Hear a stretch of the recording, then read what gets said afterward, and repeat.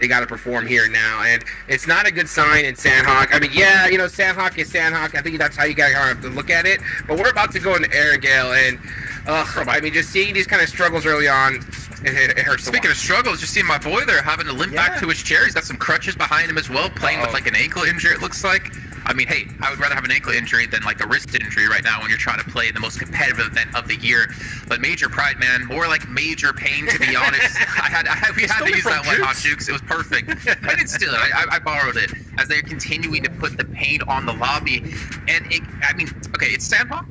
I'm not going to jump to conclusions just yet, but it does give me a little bit of a sigh of relief that what they were able to do in day one was not a fluke, Max, and they're able to carry it on to day two. Obviously, need to see that out of Erangel now coming into this for them, but this is a very good sign for a team who is surprising almost everyone out there. Yeah, for sure. They've definitely got that confidence, and what I was happy to see compared to yesterday, what makes me happy with this match in particular, is that they were, at the late game, ready to push out of their compound to make sure they were securing that win. It was not just, oh, Circle was pushing teams our way, which is what I saw a lot yesterday. No, it's them being actually proactive from, like, phase 1 Circle, right, Hodgix? They knew it was going to go northwest to the late game, knowing we need to leave this position if we want to get the game, if we want to get all those eliminations. Like, now, I really feel like they are comfortable in this lobby, and they're just going to keep fragging out. So, yeah, I'm sold now on the way they played this match.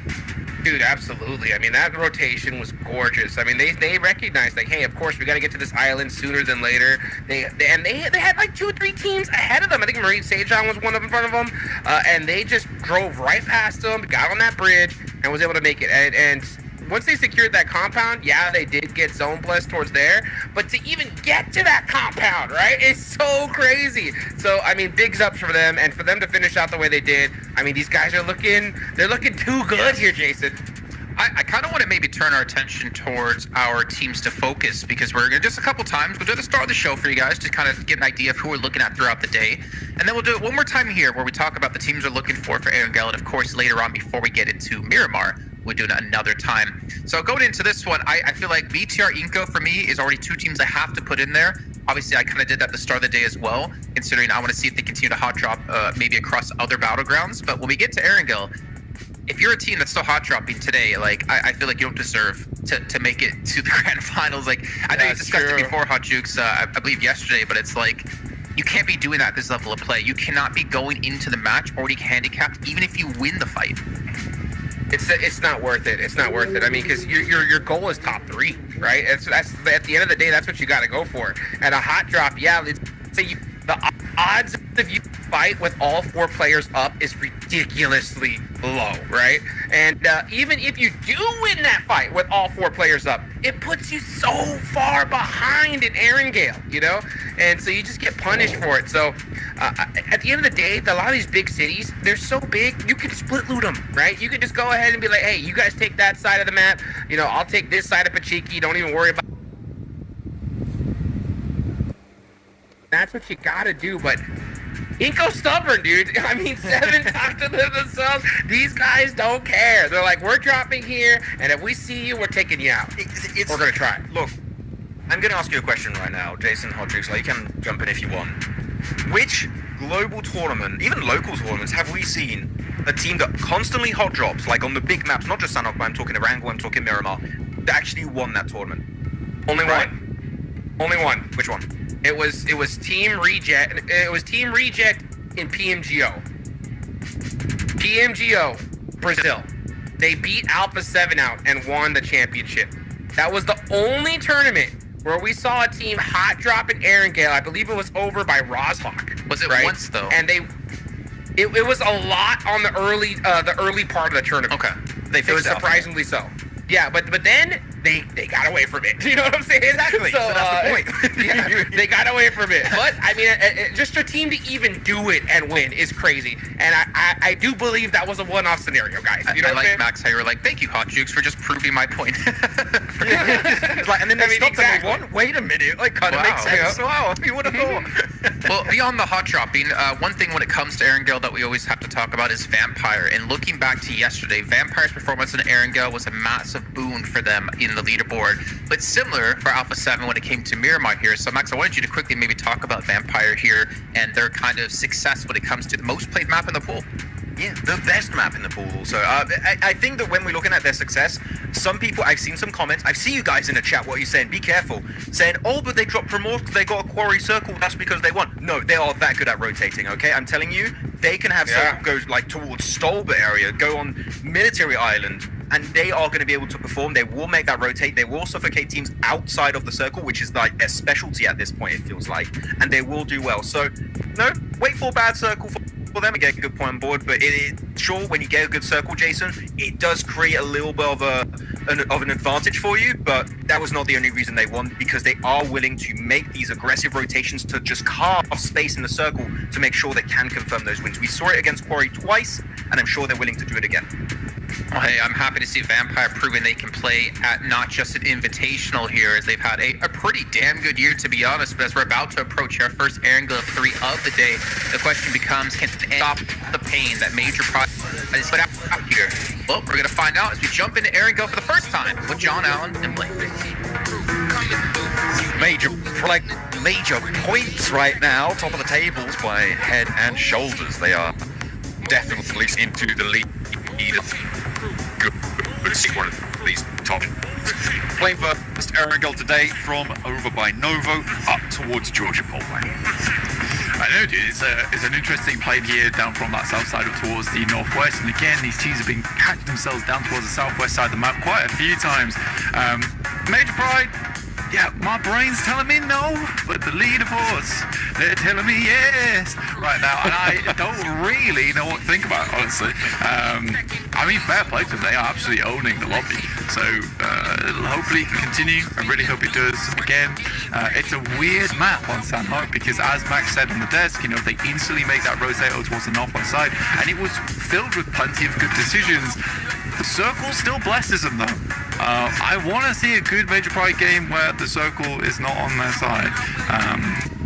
I don't know, man. I feel like I'm being a hater right now, but I gotta listen to the brain. But you know, right now my heart is happy for Major Pride. That is true. I think that's going to be the general opinion, other than if you're a die-hard Major Pride fan, in which case they did nothing wrong, and they absolutely deserved every single one of the points they've got. To be fair, they do, kind of. Oh, look at this, another southwest circle. Goodness me. Are we going to Quarry again? Let's see. Can Nobi stay alive? Yeah, it's rough. It's really rough. Oh, nice one from Gem Boss. Start things off. Wait, Excellent face off the shotgun. No, it is Major Pride. Right, losing a player. I mean, they drop around similar locations, and this time I think BTR want to get themselves into a spot where they could more easily rotate down towards the southwest side. This is likely more of a quick decision made by them. Yeah, and they're not going to be hot dropping with Inko, which is generally what you kind of see. Although Inko and Aura may be in a little bit of trouble with one another, close by on the east side of Rostock in the meantime. Yeah, they're just dropping over the way. Okay, a little bit further away than I thought. Hang on a minute, inactive. Might be quite far away, but you've got a 4x, and all of a sudden it's a little bit easier. Not going to be able to hit any of those shots, though. And will allow him to descend. Touch the floor. Grass. Touched. And now, Aura. Gonna look to grab some guns, grab some weapons. Maybe go in for a fight, but they are far enough apart where it's not necessary to do so. Yeah. I will say, my dude had great posture. He was bolt upright in his seat. Yeah. I like posture check. It's got to be done. It's got to be done, especially in. I would say it's even more of a factor in mobile esports for good back posture. Considering you are looking down at your phone a lot of times, so you guys at home, make sure you're taking breaks when you're playing PUBG Mobile. We know it's a great game. But I feel like you know, the claw should be in the hands, not in the spine, right? Yeah. You don't want to be claw in the spine. I don't want to be shrimping up. No one wants to shrimp. Don't be shrimping, guys. Not good. That's what all the kids are doing on block these days. They're all shrimping. Those rotten kids. They're all shrimping. Oh. Hate those guys. I used to shrimp. But now I used to curly fry. Oh. Don't do it no more. Good times. Maybe a little bit. Your shrimp days. Yeah. To catch myself. Yeah. It's all in the chair. I'm back to the Good past. chair. Great investment, I think. Yeah, I do have a nice little Herman Miller, but I think it's too small for me. Or are you too big for it? Yeah, I think the fault's on me. The chair is nice. Yeah, I think the fault, it does lie with my genetics, personally. Yeah, you specifically grew too big, and that's what's going wrong there. I ate too many green beans and drank way too much milk. Oh dear. That's how it works. Well, yeah, sometimes that's just how it goes.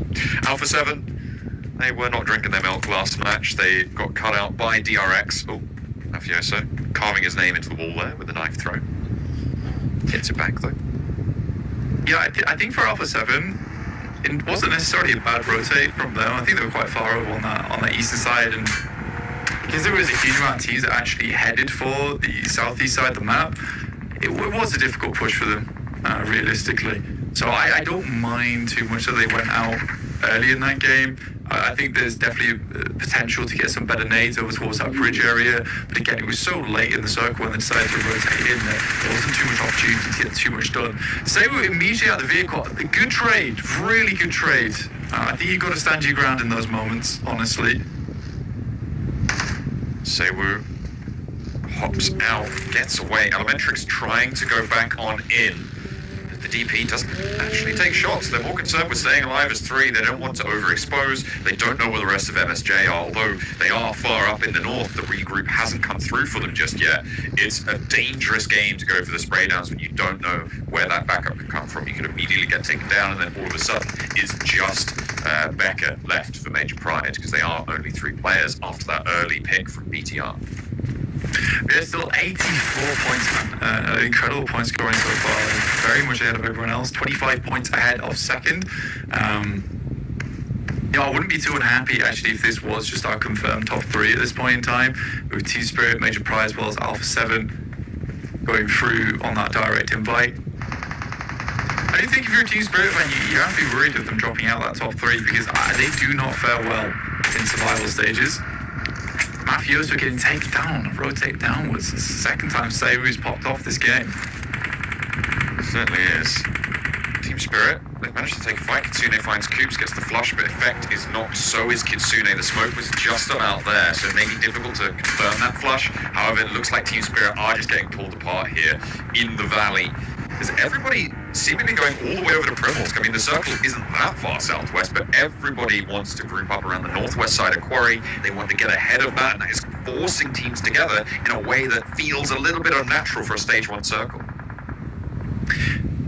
I personally think that Team Spirit need to rethink their strategy right now. I know they're saying sticking to the plan at the moment, but the plan's not working. And the reason it's not working is we have a real heavy central lobby at the moment. I think we've seen central lobbies in the past. Does he grab it? He should do in the future. There's not too many more shots he'll need onto Robs here. That should be a clean finish onto Twisted Minds. But yeah, we have seen central lobbies in the past, but nothing quite as much as this. Especially over towards Quarry as well. I think so many people were confirming over towards the position early. When you play towards Farm on Team Spirit, I get that they want to try and get some big points from taking a central position. It's just not possible from that angle, sadly. You got to play something more along the lines of what Loops and Demuerte's doing, which is coming in much later. Or even DXavier. I think I'd like DXavier's approach on these circles so far in the southwest. He's just playing up towards Ganka. Basically leapfrogging the position that DRX holds in the early game and then playing in from that northern side. Now, it hasn't got them a huge amount of points towards the end games or angles, but it's kept them in the conversation. Every single team in the top 4 has taken casualties here. As Vampire lose one of their players, they've taken another knock up on high. Schweppes is very, very low. Major Pride trying to claw some points back on this game after losing one of their players early. They managed to get all 3 of the engagement with MSJ. Where skin usage is packed in so minute. We're down to 54 players pretty early on.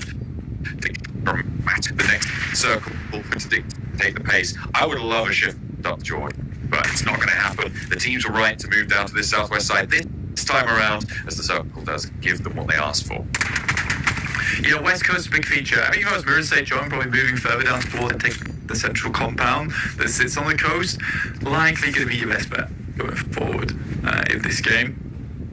I think that they're concerned about teams coming in from the north, though, at the moment, instead of trying to push down to 2. Vampire's down to 2 players. quite instantaneously, despite having that Primos drop at the start of the game. That is certainly a rough vampire. And as Jason was saying, our angle yesterday, huge boom in terms of numbers they're able to put up, getting 2 chicken dinners on this map yesterday alone. Federales for Harame, bro. Just, yeah, he's going to turn around. Not going to go for that fight. Too much danger for his liking. Just wants to get away with it. Gives up the point. Although, Rig is not down just yet fully. They could potentially go for a rescue mission if they can find a knock. And there's the spray down onto Eugene de Muerte. They've moved forward to try and deal with it. And out goes the roll-up. Potential for already enacting this res as well, as across they go. They know that that sight line was only 2 players. That's going to force both of those players not to have the angle, and up they go, in for the backup, going straight to the back lines. Yaku goes down first. Unfortunately, they get the spray down, but pushes there, looks for the shots over towards it, and holds his line against Harame, bro. And that will be 3 points picked up. A nice little turn for Harame, bro, but they couldn't find the shots. It looked like it was open season on De Muerte, but they managed to make it work. Yeah, that doesn't happen without Foosman though. He played pretty far back there, had this great off angle, which I don't think Harame Bro had any idea of existing. So when they made that full health push over towards De Muerte, they were just taking tons of shots towards that backline. Still awesome that they were able to get that res off in time, and he stood his ground even with the low HP he had. And even more spectacular is the fact that they get out of this fight with 4 players, which is a true test of resilience for a team like De Muerte down towards his south side, considering that they were coming in from the far east, John. They made a long rotate around to this location.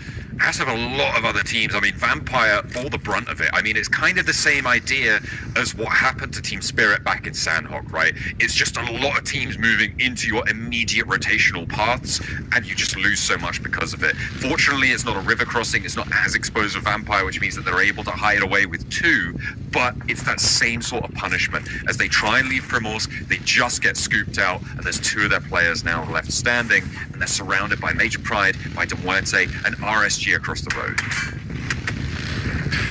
It's a strange circle in terms of the landmass that's still here.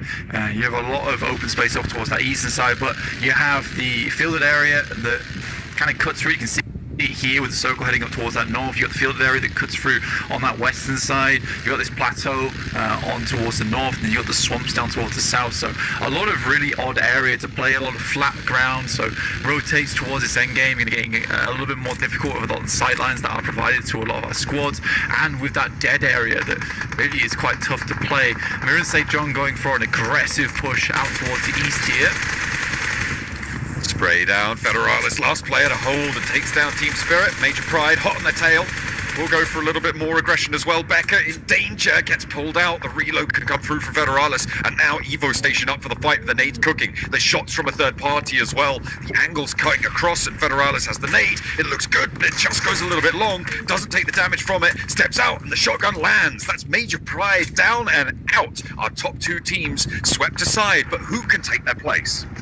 Yeah, it's a good play from Bro Harame. Well, in those last moments, Mirren St. John Mill crashing over towards Alpha 7. They know they damaged this team earlier, so it's a good follow-up onto what is a very diminished team here on Alpha 7 with just 1 player left remaining. Carrillo, though, no slouch, not a player to be trifled with. Erin, the third party from Zeus. Alpha 7 now in a 1v2 for Carrillo on the inside. J-Suk, tentative. So it's final. They don't want to go in for this one anymore. They know the third party exists from Zeus across the way out to that eastern edge. But Carrillo wants to fight himself. It's probably not the right decision though. Turns the corner into 2 sight lines. Will get cut down. Yeah, had to make some kind of play. Couldn't sit in there forever. Sad that they lose Seiwu on the sidelines there from an off angle. De Muerte rotating back over towards the east. Again, a smart decision. They've already cleared this area. They know it should be fairly free. Not a lot of people should be playing down towards the south road, if anyone is. They've already made their rotation up towards that northern side, like DRX have. Zeus, at the moment, do you have prime real estate towards the center of this circle? Very, very nice position to play.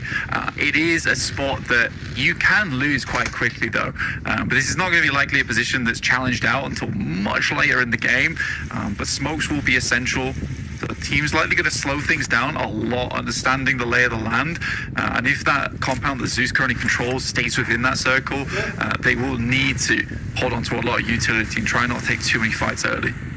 A lot of the east side of that circle as well is being controlled by DXavier. They're currently on a 2-2 split, and they are stopping anybody from really rotating around that way. That's where Demuerte wanted to go for a while. That's where BTR are potentially going to look to rotate across, but instead it's going to force a north to south line of teams into this next circle. You can see there DXavier holding out that east side. They are sticking everyone down here, forcing BTR to look for the fight against Aura. That is a big shift away from this east side, though. DXavier may have to relinquish that control. The south side looking still ever more treacherous.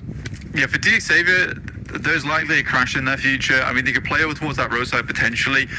That's likely the only thing that they'll be able to pick up going forward. Federalis, once again, the action is coming towards his way. I mean, that Shaq did provide a lot of good control. He does find a pick-off over towards final. They stop short.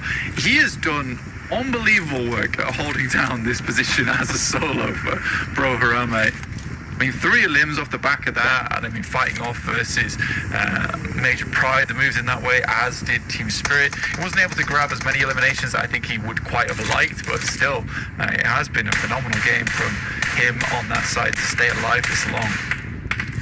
I think from RSJ's position, they've got sightlines up towards Federalis' position, which means that it's really quite difficult to approach it. I think Zeus is just covered off by the high ground that sits to Federalis' east, but these approaches towards his position, most teams are looking at the hilltop that sits out to his east and not really committing to that shack. I think as soon as a team, maybe Aura, just decides to go for that crash, things change a little bit. But as it stands, he is fairly safe, even just as a solo, to get in towards those top 7, top 6 maybe. Yeah, it's the reason why Team Spirit sent so quickly over towards that shack as well, because it's one of the few shacks in the game that actually has that cover on either side, and then it's fairly empty ground down towards the south and the north. So it does make it actually quite easy to hold your northern edge. Like you say, RSG do have sightlines looking up that way, but he never has to expose himself. As long as he's got smokes, which he should do, there's a fair few death crates around that position. He can always smoke off his south side and then just play off the back towards the north. So we'll see what happens going into the future. But I imagine there will be more crashes to come over towards that. People are very, very aware of that position. And over by Quarry, teams are looking to dig themselves out of their positions here. Loops is the most northern team of this glut, but Demuerte have found themselves sort of paralyzed into this position. It's really unfavorable. They've been rotating around left, west, east. It seems like now they're looking for this fight. A lovely off angle from DRX, though, makes it a little bit easier for them as Nilzada gets taken down almost immediately. The Mini 14 next, and maybe Demuerte have another opportunity to make something work here. 3 of their players alive, and Eugene is resible here for Tresley. The nade's going to come through for Loops, but not going to quite connect. Pretty much for Loops at the moment, it's time-based. It's time-based for them because as long as they can hold out for the next couple of minutes, the blue's likely going to be the thing that actually takes down Demuerte. I think that these nades right now are maybe somewhat unnecessary from Loops. It's not likely you're going to find the shot, and even taking this push was crazy from Nino. Do not like that at all. You just have to wait a little bit. Honestly, that's it. Just some patience. Look at them now. They're scared. Sat inside the warehouse. They're like, well, we may have over-egged the pudding there.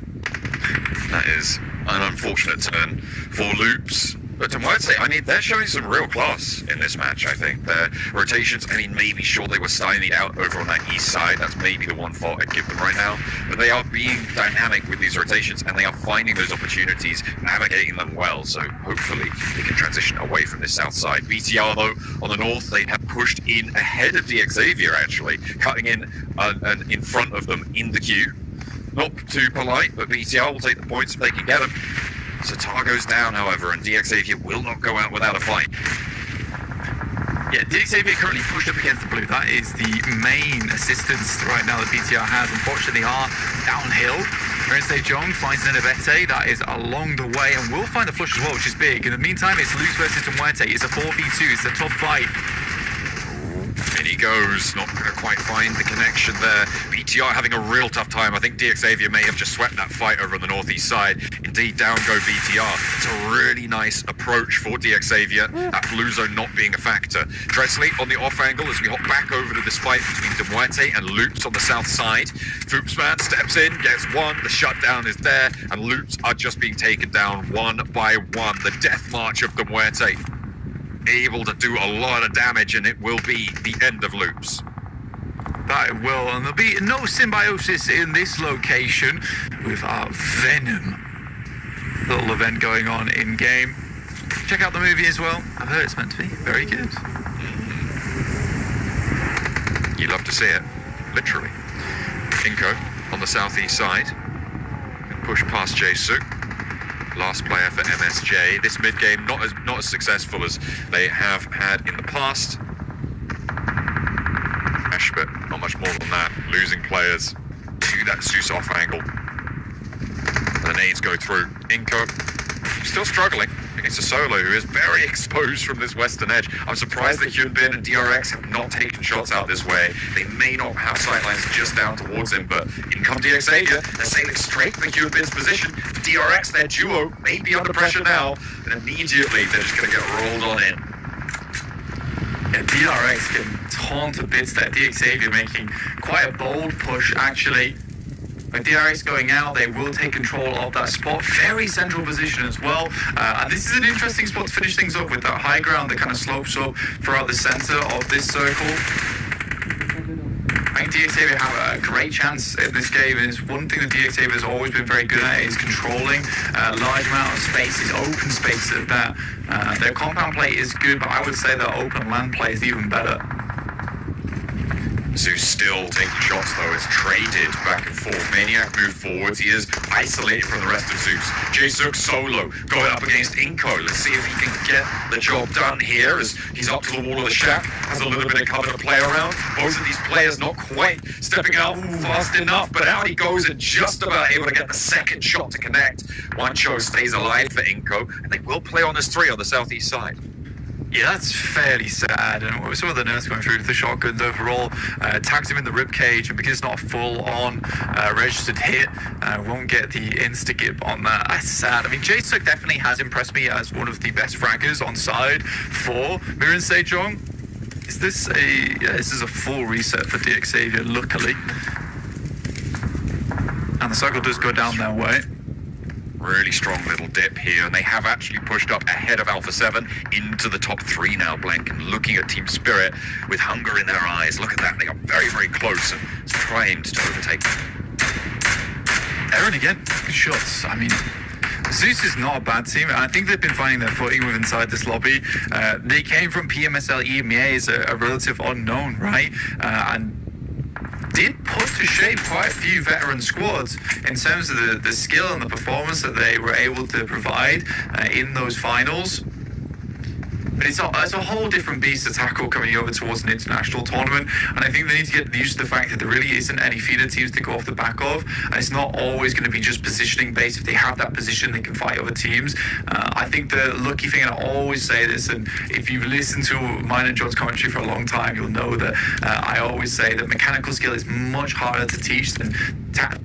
Zeus already mechanical skill on especially our player in Aaron, he's really able to through a lot of scenarios. Yeah, absolutely. It's been great to see his ascendancy. Last season, he's a rookie rolling through and giving a really good go here in Group Yellow. I think it's very, very impressive, even though right now they're tables up. All it takes is one big game up and back in that conversation pretty quickly. See if they can find a little juice out of this game here, because they 3 players that they do need to push line up. It's a opportunity for them as Aura crest the ridge.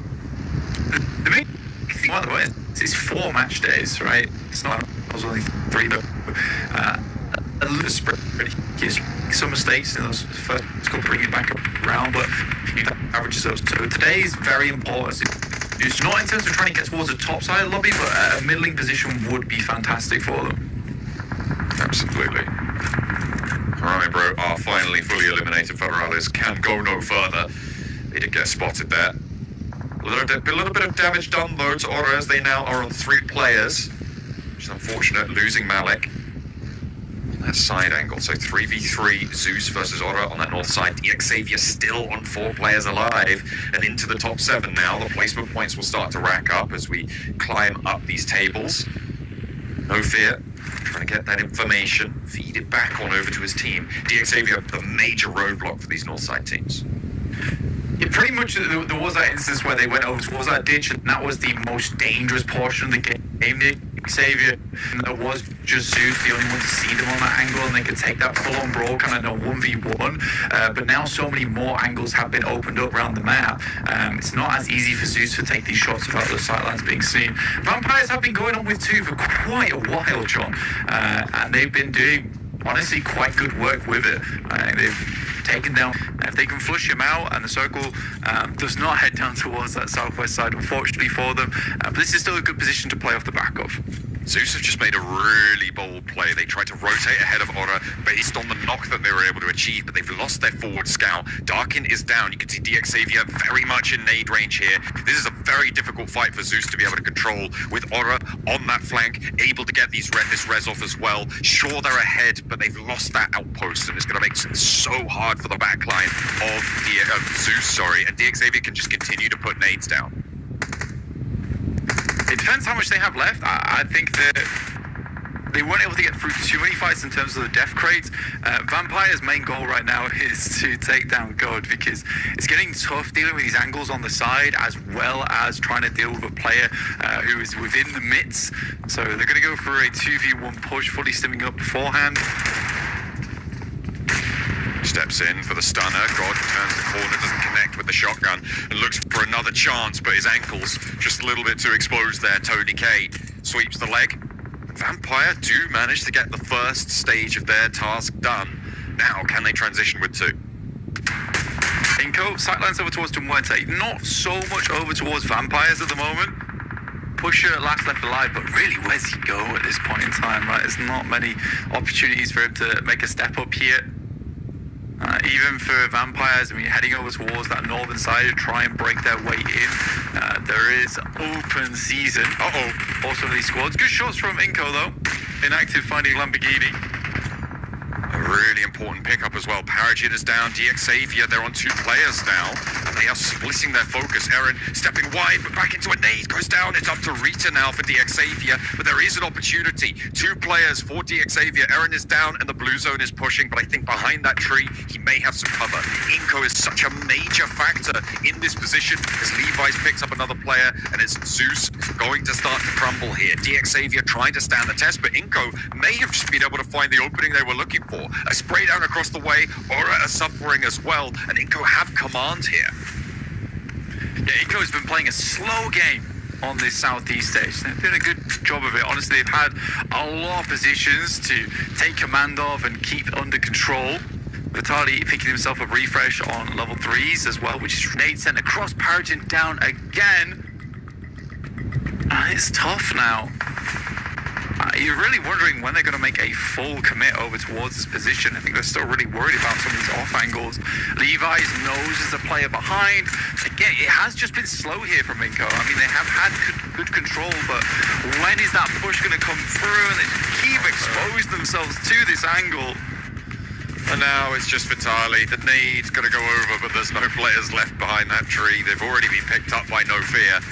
As Aura turned things around, they were a little bit up against it, but they've managed to restabilize, and now the nades come through. Xavier cut down to 2. Can Rita stay safe from these Aura angles here? Yedi and Paragin, 2 players for Rita. You can see he's dropping that backpack, keeping his profile low, knows that every single second that he can stay undetected is value, and more points added to the Zeus tally. It's a miracle no one's really tried to assault Xavier's position. Everyone's kind of relying on grenades here. But yeah, I think Inko certainly had an opportunity just to send over the top. Up goes Rita. Detti with the drop. That is, knows he's forced in this fight. Aura's going to be coming over the top side and will pick up that elimination for themselves. It is horrid timing on that prone for Rita there. Could have Covered by Venom, the last stance on the banner there, but the nade did connect for Paragin. It's now a 2 versus 3. DXavier up to 10 eliminations. Blank, they're already into second place. They have pushed ahead of Team Spirit. And now it's only Major Pride that's in before them. They've guaranteed another 6 points at least. As Nadetti and Paragin try to stand tall against the assault from Aura. Playing as 3, a nade over from the back lines. Looks pretty good there, does some damage, but doesn't get the knock. However, the health bars are a lot lower. Another one to follow it up, that might be good, but again, doesn't quite find it. Buggy roll down for 1. Paragin now in a 1v3. Tries to stay up behind the buggy, can't quite get it done. It's Aura to keep things going. The northeast side works out well for them. They're fending off fight after fight, and they make their way through. DXavier still put up a fair many points in that game. Realistically, it kind of felt like towards the end game that no one wanted to fight that team at all. Everyone was just willing to sort of pinch the points from the sidelines. DXavier technically come out far ahead. And I think that they played that game very well. There was some very neat maneuvers and a good fortress essentially set up by them over towards that ditch where they really had nowhere to play off the back of it. A lot of moving parts that game towards that end game. It really just was just catching players off guard here and there and teams unwilling to make that push. I think if Inco, after those couple knocks over towards DXavier, made the push knowing that there is cover in that ditch, maybe it's a different story ahead of them.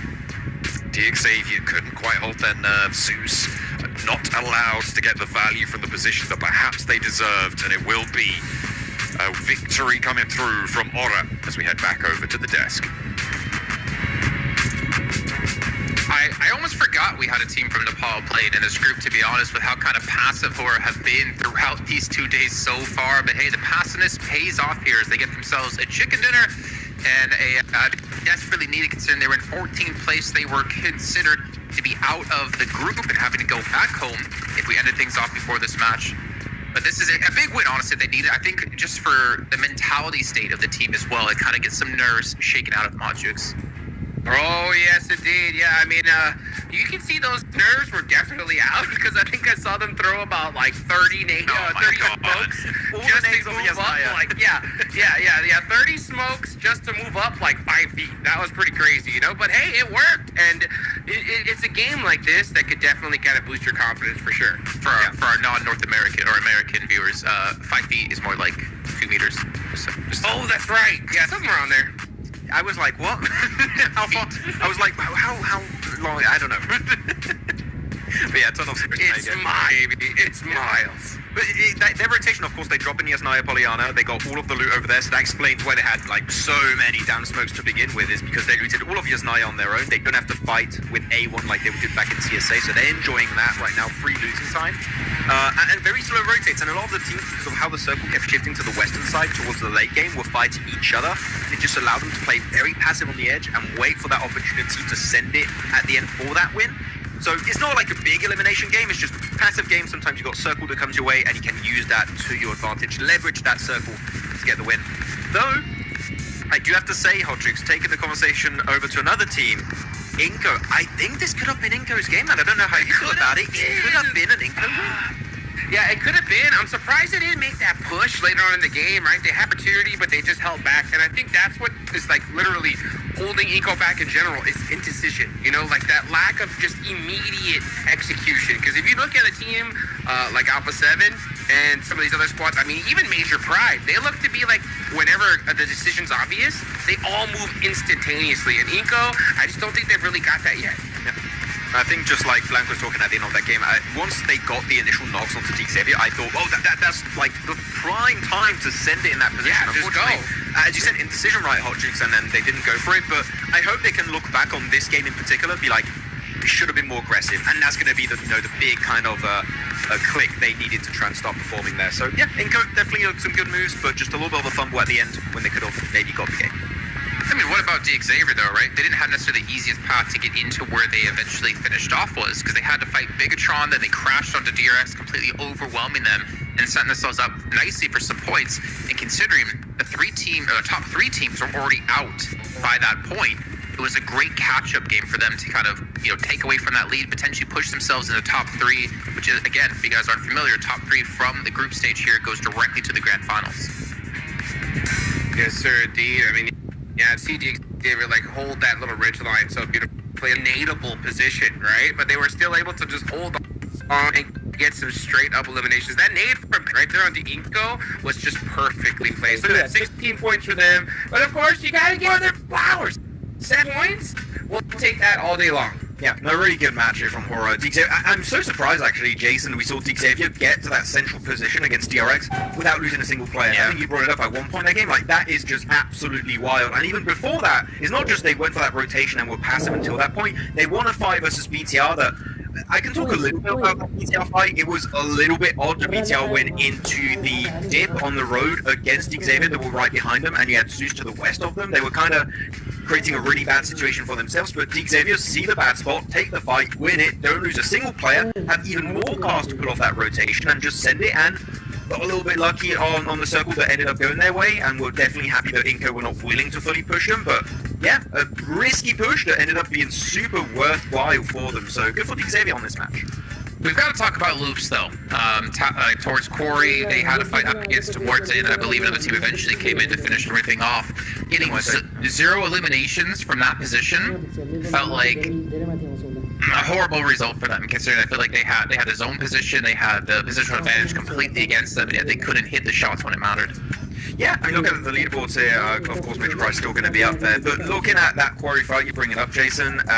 I don't really want to focus too much on Loops fumbling that one. I more want to focus on Muerte and how good they played that position, which is they sent Tresley to a wide angle to the eastern side, and all Muerte had as free real estate in that position were 2 warehouses, which, as we know, very nadeable positions. You don't have too many strong angles you can peek from with third-person perspective, and Muerte knew that, so they went for these wide angles and just kind of suffocating all of Loops in that warehouse, and then they just had no escape route, they had no angles to be aggressive with, and Muerte just completely obliterated them, and then were able to initiate a rotation in the southern side of the circle. So yeah, I think Muerte had a really good fight there, but Loops, we're still waiting to see something from this team, right, Jason? So they are definitely on the silent now. Mir and Sejong, I got to give them credit as well. I mean, for a team who is coming into this basically qualifying as one of the last teams, for them to send it into Alpha 7 and win the fight, I guess, relatively cleanly, I think kind of shows that they don't over-respect anyone, and they're willing to take fights that maybe some other teams wouldn't, or they're willing to take the proper fights, and I really wanted to give them credit for that, because they did win out on that one, obviously not having the greatest finish at the end of things, but it's a good sign for this team in general and the mentality they're bringing into these matches. I really want to use that fight, Jason, as the definition of a crash. They just full sent in the building, and they even had cars on the roof in the swamp area. It was absolutely massive. But no, I feel like they're willing to take some really important fights. They were maybe a little bit unsure on day 1, but day 1 is always a little bit all over the place. Day 2 is the true day 1, as we said yesterday, Jason. So they're very comfortable now. It's still, I want to see a win from this team. That's where they struggled a bit back in PMPS. It will happen eventually, I believe, but they need to get over that hurdle of actually getting that chicken dinner. I mean, at least with the way they're playing at the moment, they're set to qualify, I should say it a different way. They're set to make it into this, yes, which is the more reps they get, the better they're going to become. Because as we talked about before, only Hoxie really, in terms of their starting roster, has played at this kind of level before at PMGC last year. So for this team to already be playing this well with such little experience, I think is a really good sign for them, and I'm curious to see where they'll get to at the end of this whole shebang. As we transition to talking about maybe Vampire a little bit, because we did talk about them coming into Erangels as being one of their better maps, but you have to kind of give them a little bit credit for them lasting so long, and I kind of wanted you to go into that, Max, because it was Schweppes and Tony K as the last 2 surviving. Yeah, you need to have a big change of mindset, Jason, when you lose players early. It happens to every team, even the best team in the world. Sometimes it happens, you lose a player, lose 2 players, oh, rip, that wasn't quite what we wanted. Let's try and adapt. And here, Vampire, you know what? We got 2 players, we don't want to fight, we're just going to stick to the western side of the circle, which we know because of the playing path and how the circle kept shifting. There's not too many teams to the west. Teams are going to be on the southern, the eastern, or the northern side of the map. The western coast is going to be relatively free for the mid to late game section. And they just hold on to the west, avoid fight after fight, and they get so far in the match. I don't remember how many placement points they got in that match. I didn't check it out, but they got so far when really Any other team, I think, would have kept to try to go for these strong positions and would have died doing so. Vampire know they have to be respectful. They go, it's 3 placements they maybe would not have gotten if they were getting too aggressive. So I love the mindset change of Vampire during this game, and just showing again that they respect the lobby, they know what they can do, and they know when they can't do some big plays, so they just gotta play a bit more silent. And just give credit again, like 3 points. We said so many times, I feel like this last year, that 1 point can make the difference. They are 1 point right now from getting through into the grand finals directly, where Team Spirit's going to sit on 61 and Vampire on 60. So every single point is going to matter, and that's why I was kind of surprised to not see more snakes. But speaking of snakes, Jae-suk from Mir and Sejong, he did a phenomenal job surviving as long as he did. It almost even got pulled off the 1v3 against Inko. Yeah, you wanted to see snakes, Jason, so he was like, you know what, just for you, Jason, we're gonna snake it up. We had a discussion, right, while watching the game. It's like, we haven't really seen too many snakes happen as of day 1 and day 2, and I think the general vibe I got back from you and Hotjuice was that teams are kind of realizing we have to go all in for these fights. Even if we're going to lose it, we kind of have to commit to it. That's true. Is Juke's back? I heard him say, yeah. Oh, he's back on.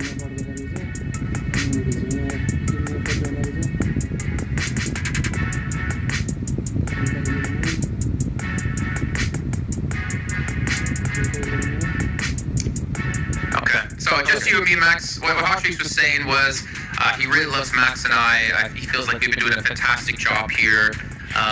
He says we deserve a raise, and you know, it's appreciated, Hotjuice. We are about to head into our second area here with 30 seconds left. Bigatron Inko, man.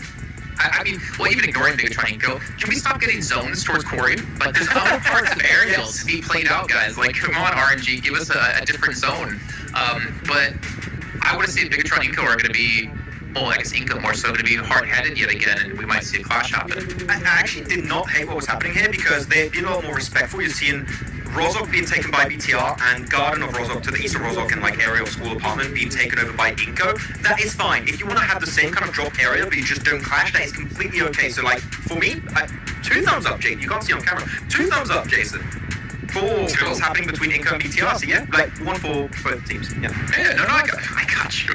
If you said 3, I'd be a little bit worried, you know.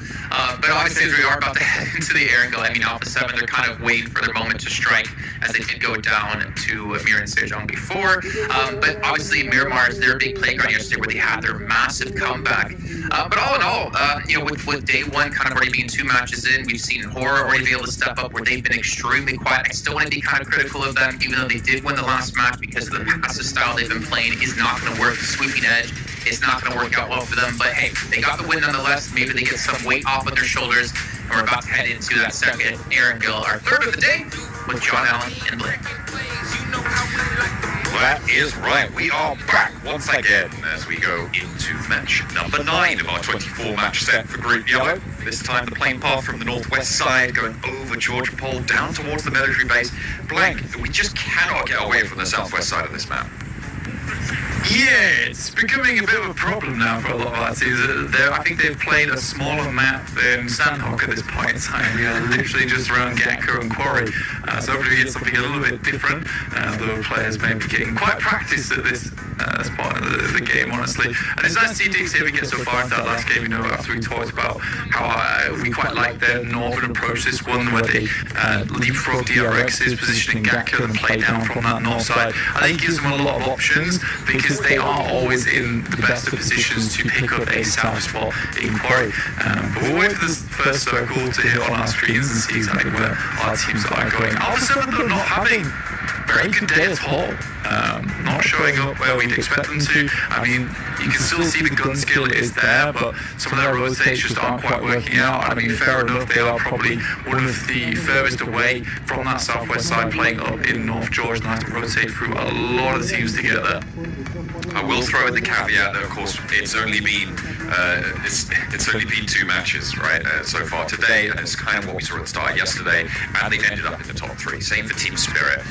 These 2 teams seemingly in the same boat when it comes to definite potential, but right now not realizing it at the start of this day. BTR not going to find a pick just yet on towards Major Pride. I'll never say never, but right now They have not been able to find anything, and it seems like Inco aren't going to hot drop them either. So teams have figured out this drop, and I mean that's the advantage of having such a frequent return to this location, is that you get to know exactly what's going to happen. You get to know the pace, and it's very likely that you see more teams get through unscathed.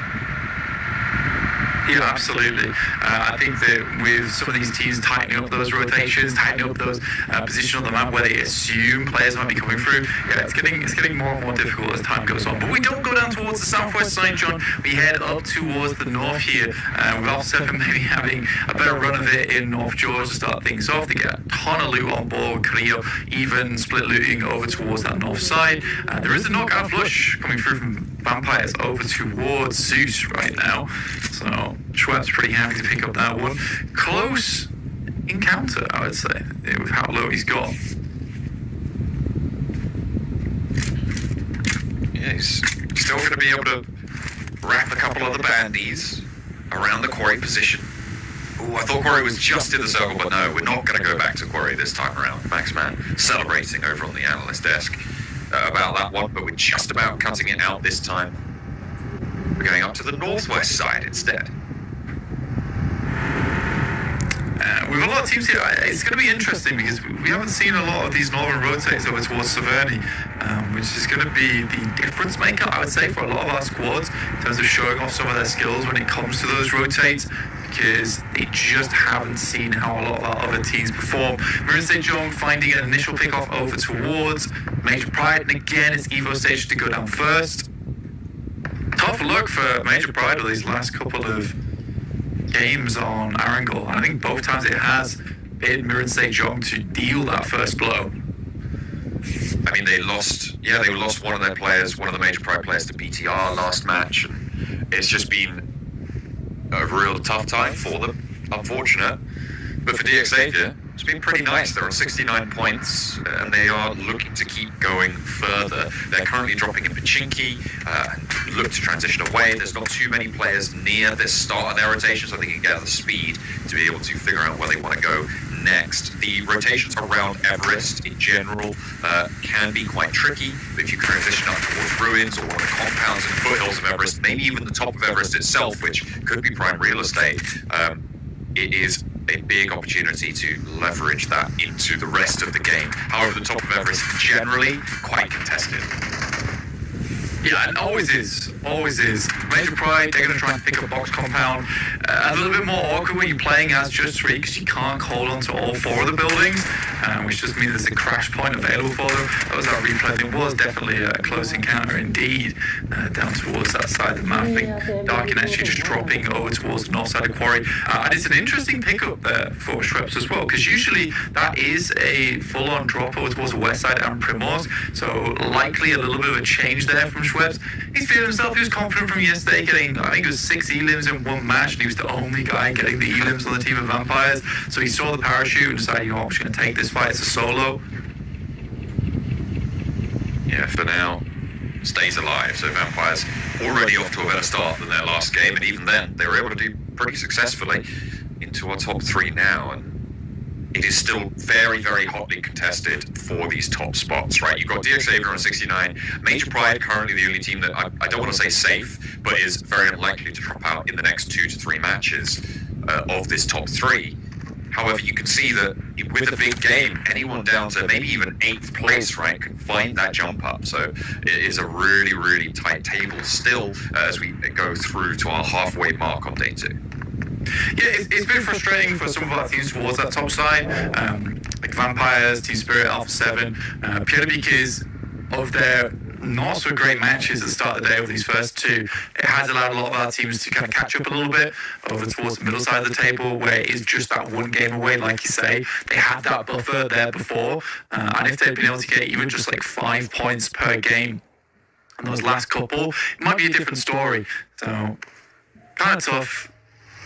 But this does mean the competition is firing back up again. BTR, they've moved up to the north side, close by Zohara. Not too close as to start to worry about it. You can see the oversight they've got down to the south coast. This is a little bit of a gamble that it's going to go to the north side, because if it does, they've got great angles and great holes to position for the shooting range hills towards North George. There's a lot of transition options, but getting back down south could be a lot more troublesome for them. I wouldn't be too surprised to see BTR leave a player back towards the river and retreat if there's a team that encroaches from the south side, so that they have that information, that potential route to go back down to the south.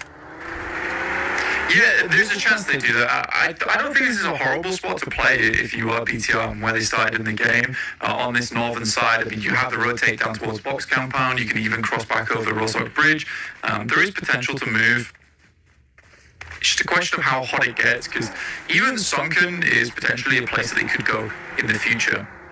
I think this is what makes it quite nice, with teams taking more advantage over multiple positions of the map. Again, it has been odd for me, though. There has been a real focus, almost determination from these teams to play on the south side of the map, which we're getting a lot of clumps of squads, all sat fairly close together, uncomfortably so at this point in time. It does seem the way things are shifting.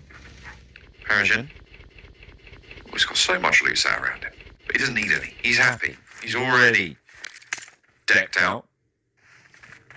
He's got the goodies. Xavier taking a ruined split right now and peeking in with Levi's towards the compounds in the foothills of Everest.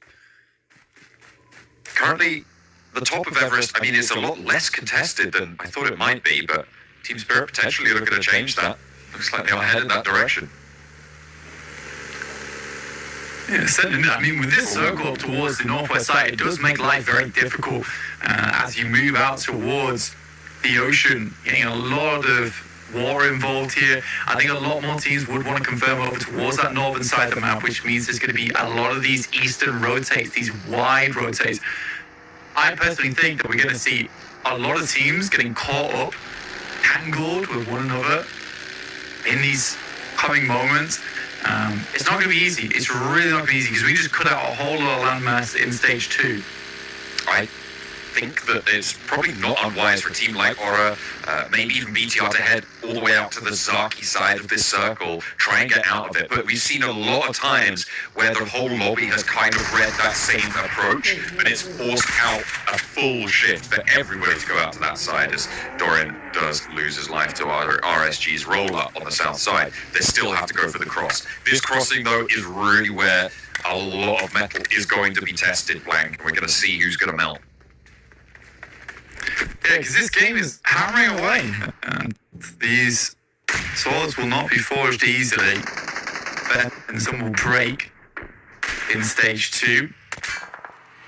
Let's see when it is sharper, which can stand the 10 DRX currently up against vampires as they do taken down.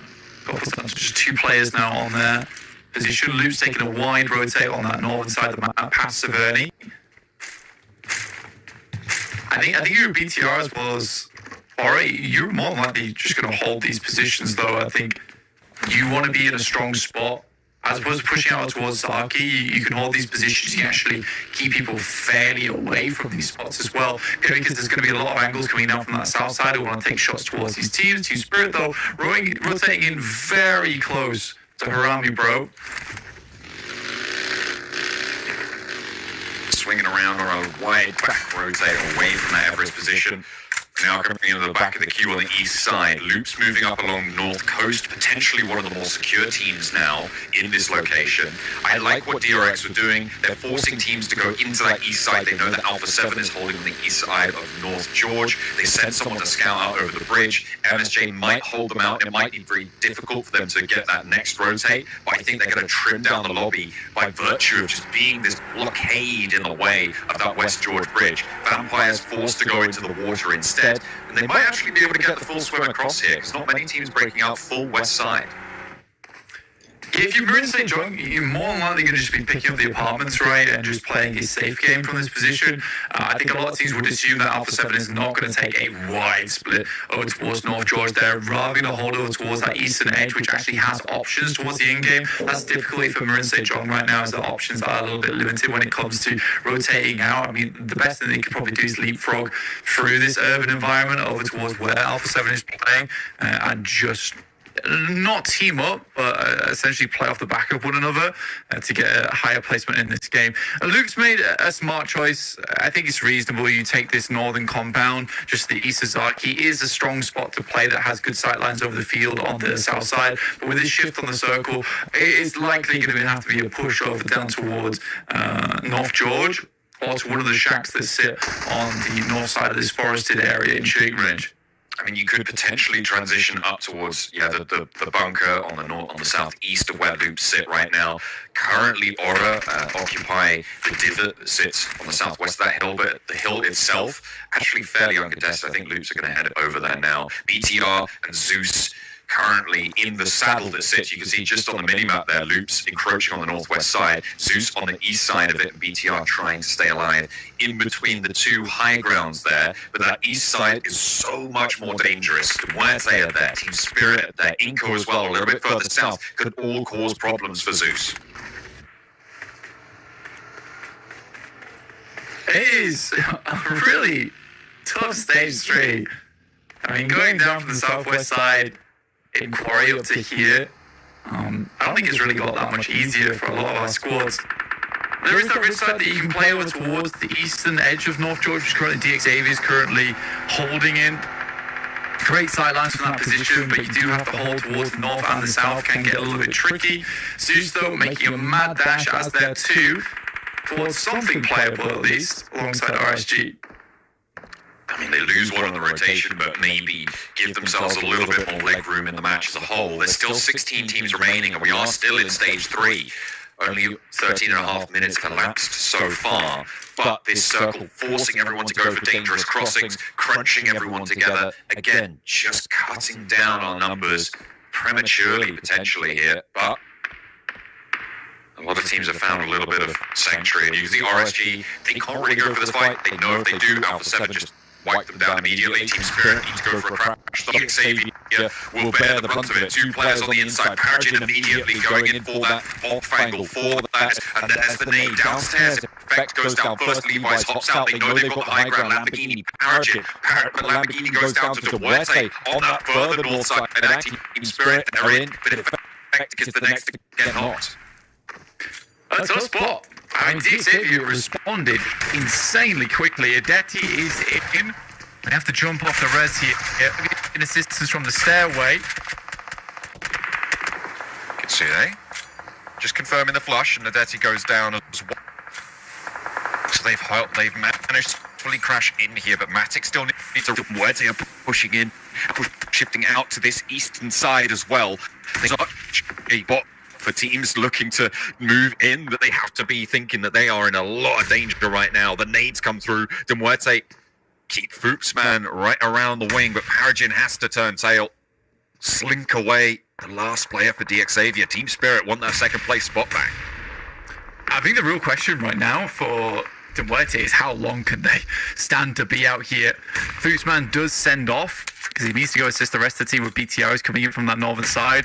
I think DXAV respond really quickly over towards this position, but I think because they were holding that wide split, unless they were able to capitalize on a couple of knocks, that was a bit of a struggle to make work. And so DXAV actually gets pushed down in that situation. I think Team Spirit pretty happy with what they've been able to achieve here. Still assuming there's a player inside this building and not sure if he's actually pushed off or not. Wasting maybe a little bit of utility on that. Only losing Effect on this crash, I think, is could be classified as a success for Team Spirit.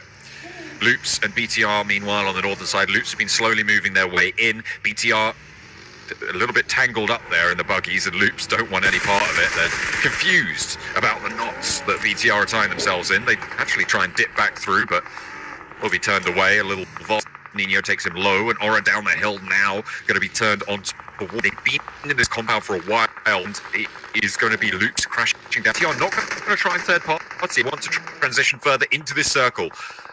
Dear loops. That is a bad time all round as Aura picking up a decent chunk of points for it.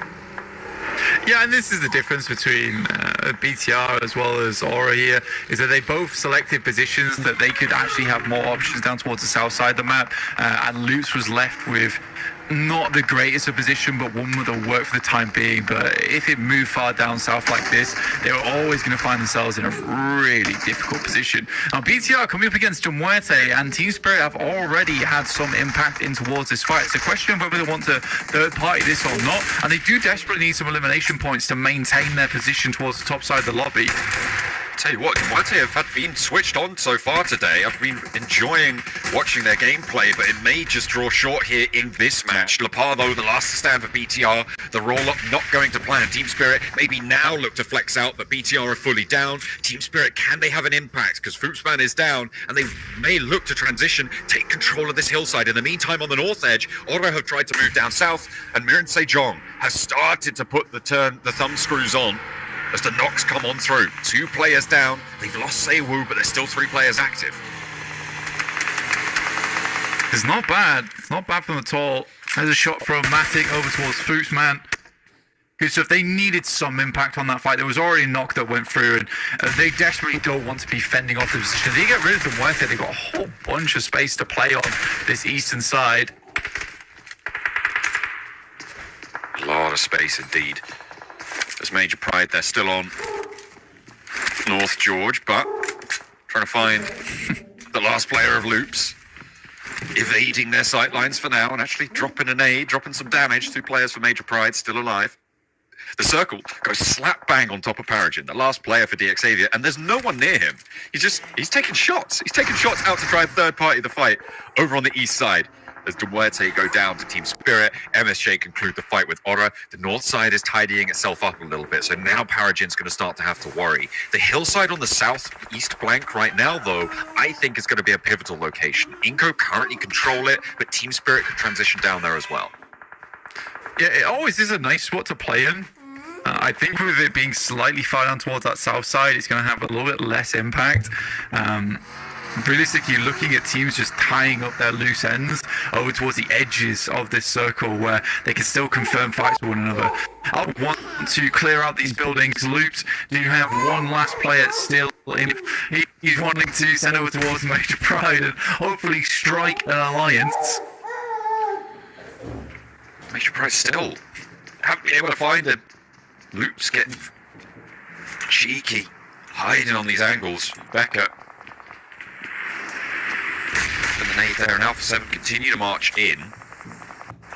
If they can keep Loops on the ground floor, that means that they're going to have to face Alpha 7 first. Or, well, he is going to have to face Alpha 7 first. So if Major Pride can just maintain the top floor, that's all they need to do, but that is a good nade to bounce onto the vehicle. Now Major Pride need to take care of Alpha 7. 4 versus 2, and immediately they're just getting out of there, but spotted by Mafioso, not quite able to get enough damage to find a knock, but will put the fear in them as he advances with that auto shotty. The Mini 14, not quite good for the spray down in the open yard. The burn on that door frame as well, going to slow the approach for Alpha 7, but the nades keep on putting pressure against Major Pride. The burn down will slow down soon, and there's the nade, there's the burn. Alpha 7 are able to take down Major Pride as well. So, 3 eliminations on the game, and they will continue from North George. Yeah, there's really no more spots left for Major Pride to play, and Alpha 7 do a fantastic job of clearing out each floor. I think what they were hoping is that the teams down towards this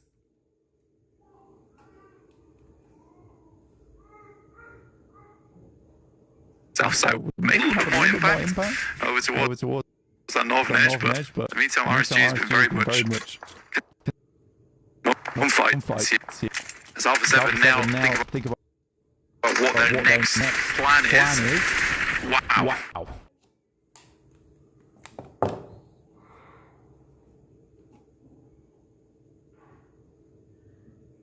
That is an incredible spray down coming through from Robs and Coops. Twisted Minds managing to get into a decent oversight position under the entirety of North George. They are probably the team that should, by right, outlast this west side engagement, which means that Inco is going to be the major threat to them. Moving forwards, Team Spirit as well. They've been a little bit slow. I feel like they could have transitioned down south a little bit earlier, taken on Inco on that ridge line that I've been talking about. Difficult rotate to make. In RSG, go try and get the remnants who's dealt with it. Three players, is it going to be a match? Maybe not, as he goes in steps through and has a little bit of danger sent his way, but finally Rita is eliminated. RSG can look to get the res. Alpha 7 though, going to continue to put pressure on from the northwest side. And Sokol pops over towards Paragin. Team Spirit, Inco, Alpha 7 all need to move, but Mirror and Sejong actually have a very nice ridge line to play off the back of. With multiple angles to be helped because they can move over towards the north side of that ridge and play down towards the south. I don't think it's really exactly how much space they currently hold. Nomi on one hell of a scouting mission. Does get up towards this ridge side on the south. You wonder if Inco's probably heard him in the vehicle. Inco moving out this way. I think it's a bit too bold to look at that immediately. Team Spirit. They transition down. Nomi does get knocked, but that's Reservoir. Only one player from Baba.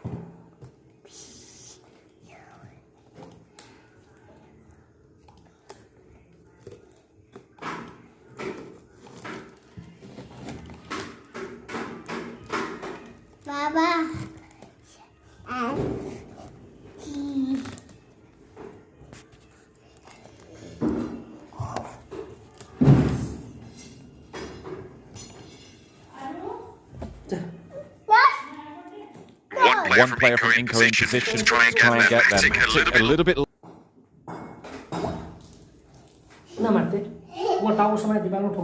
late on the rig, but Kitsune can hold it down for the time being.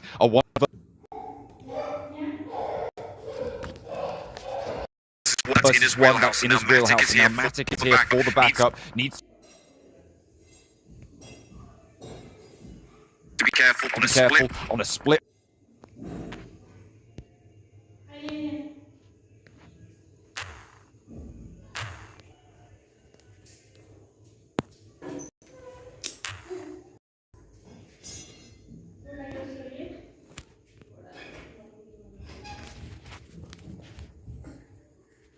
At the top of the tables based on these placements and these eliminations still yet to come.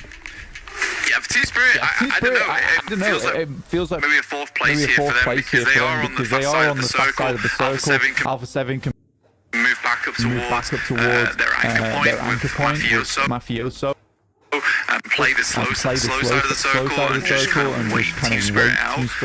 Team Spirit, they need to get a strong push over towards Xavier, basically take down Paragin, but he's been waiting. He knows he needs to pop a really fantastic grenade. It's a question of who moves first here. And again, Alpha 7's got so many vehicles still in play. Head back over towards the Wizard Tower. This is a pretty open rotating. Team Spirit have a broadside. So much damage. If they don't find some cover soon, you can see they have to draw short. Sure, they've moved up further onto the west, but they are really pressured in now. And Mirror and Sejong has such great angles too. Mafioso goes down first. Hoxie able to layer that. And with Alpha 7 drawing the the attention of MSJ. Now's the time for Team Spirit to try and make their approach. Hoxie gets a response over the walls as well. Gets that flush coming on through. Team Spirit mounting up and they go for this crash. The nades out. They are trying to snake past the wall and get across the roadside. Matty taking a little bit of damage. Only up to the ridgeline. But Alpha 7 not going to have a say-so on this rotate either. With them already being backed off. But there's the Molotov. Harrogate doing a lot of work here. Needs to be very careful. It's getting hot. I mean, it's a good Molotov. Keeps her at bay. Next one goes in from Nomi, both sides. It's so close to him, but they can take control of this compound. Actually, it's not the worst thing in the world, but they do not know where he is.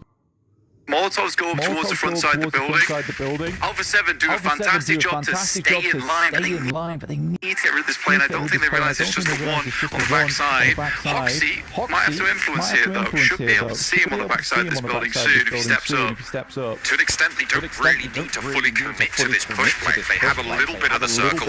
Alpha 7 don't. If Alpha 7 make the move, MSJ's attention is turned. That's when they can go a little bit more aggressive. We saw that first approach across the road. Capitalizing on exactly that, but Alpha 7 hunkered down, they slowed their pace, which means that the threat was a little bit lower, and MSJ had more influence to this eastern side. Now, they're biding their time once more, but Alpha 7 gonna have to move first. He's curious that Murray John go put more pressure over towards that western side. Yushan to Revo should be a confirmation. I mean, he's so incredibly low, they have to tag him immediately. With the blue pushing in, I just don't think it's possible to get him back up now. 5 seconds until that pusher may be able to just get that res, but it's dangerous.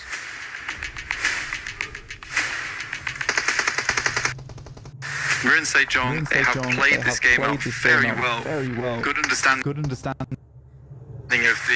the terrain around this area, moving back up towards that north side again, off the back of it, rotate up towards North Georgia's apartments, and then slowly working their way back out again. They did slip through the net a fair few times. This is what I'm talking about in terms of the crash coming through. Jake's got a lot on his shoulders, but is able to weather it. It's very good work for him. With final down the hill, there's no way that crash works. McGrylan trying to cross open ground now with smoke cover. His only friend, that tree short is there for final. No, is exactly where he is. It's going to be a nade train who's going to find the knock. Steps out into the smoke, waits for the peak alpha, and in the meantime, as soon as that attention is drawn, Team Spirit, they go forwards. They take down Harrogate. They don't take a knock in response. And now Hoxie's under pressure. We're down to two players. Is those north and that south ridgeline both coming into play? And there is that first knock over towards Kitsune, but Nomi still has the off-angle. Final knock. Not going to be slowed down on the approach. Matic has to hold down for his teammate here as Jason turns his attention out towards Nomi on the off. Hoxie, nade on in. There's no way you get that player back up. Matic out on the broadside. Will not be able to get a trade. And it's all up to Nomi in a 1v. Yeah, it's tough. Nomi. We've said multiple times he's the greatest. Alan out. You. But yeah. Push one. Probably gonna try and confirm it. That's the best you can do there. I don't know if you quite got it there, but more eliminations as possible is good news for them. But Maroon Sejong, after coming so close to a chicken dinner multiple times throughout these 2 days, finally for them. That is what you want to see, right? They have been able to finally transition out of that mid-game successfully and play a strong end game. The control they had from that north side was really well juggled. I feel like Team Spirit did the best they could have done from that location. They made some great rotations, but they were hit to the post. And Maroon Sejong take the chicken dinner away from them. Well, I know one person who's going to be extremely happy about that. Saying it was destined for them to eventually pick up a chicken dinner. But Max, did you expect them to do it here in our third match of day two? It's too soon. I'm not ready. Wait, I didn't prepare. I didn't have my idea yet. No, it's not. I didn't make the banana bread for them, man. I need to make a white one. Oh no. But what a game really from MSJ. I'm so happy, Jason, to see them wrap up a game. I talked about it a bit earlier back in MPS. They struggled to wrap up the games. They could get those second, third place finishes with a bunch of elimination. but actual win here in PMGC hot juice, I'm so pleased more of that. I am so happy to see MSJ finally get it. Yeah, and it wasn't like, you know, the win we just saw in the last game. You know, these guys weren't just big chilling. No, they got active the whole way. Look at that. A dozen eliminations ready right here. I mean, Nomi, great job of him, just kind of like shut down and did not at that point. But still, I mean, MSJ, I mean, what more could you ask for here? 12